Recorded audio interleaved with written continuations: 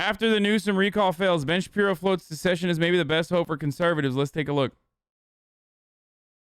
On a national level, why should we care about California? Because what it actually presages is not just politics in California. What it presages is a question, whether we actually do want to remain part of the same body politic. If we do want to remain part of the same body politic, we're going to have to construct a system of a federal governance in which Texas can be Texas and California can be California.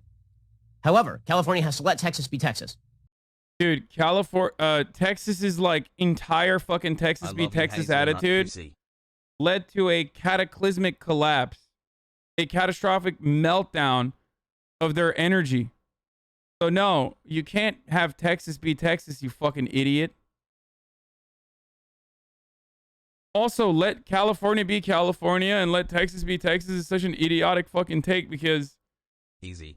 Like outside of Texas, which also can't stand alone, and California can't stand alone either. I mean, we've no fucking water. It's just a desert here.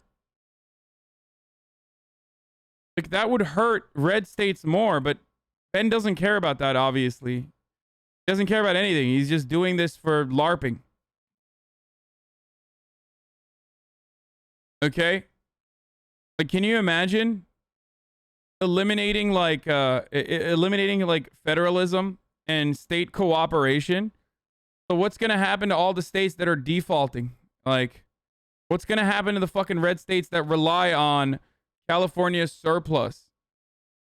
And blue states that are, earning more than red states? Well, what's going to happen to those fucking states?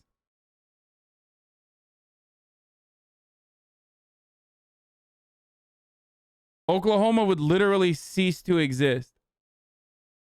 Like Oklahoma, Kansas, fucking Mississippi. Just, they would evaporate, dude.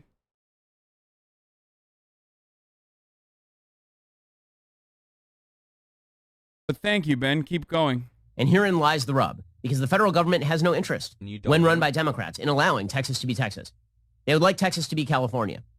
And if that's the case, what you're going to end up with is a fairly ugly split between states that wish to be left alone and states that wish to run their business from the top level of the federal government.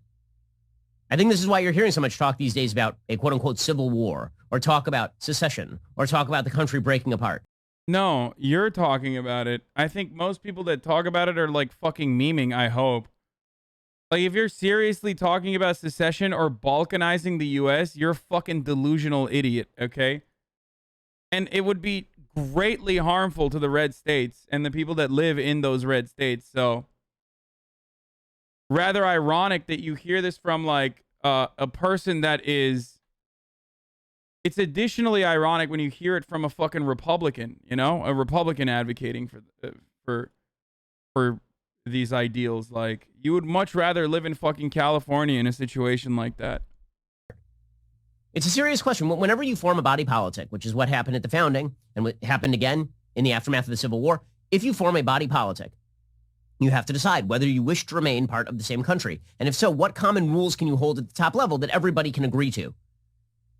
Well, if the basic notion of American government is that the federal government's going to make all the rules and it's just going to be a struggle for the power of the one ring, then this country is not going to last this way. It is just not. And maybe then the best hope for a lot of conservatives and maybe for a lot of liberals, depending on who's in control of that federal government, is a friendly separation. That is what that... In a weird way, I fucking feel like America needs like a constant enemy that's out in the dark.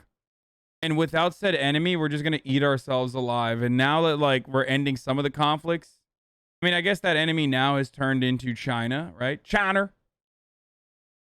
But, like, I do feel like if we don't engage in, like, military action and constantly point the finger at, like, some fucking, some enemy out there that we need to focus all of our efforts on, we're just going to fucking turn the crosshairs against ourselves.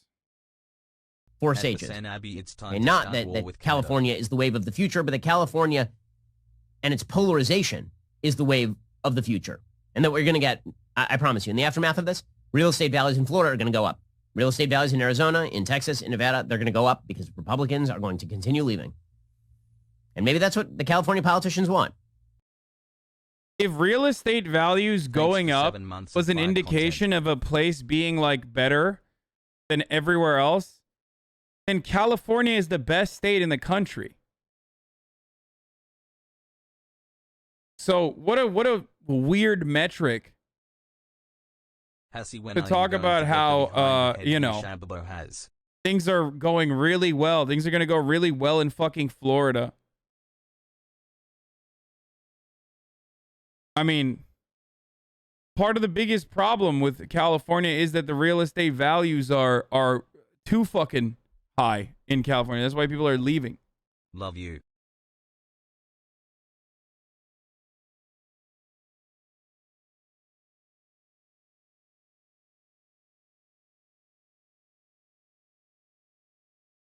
So I guess he owned himself.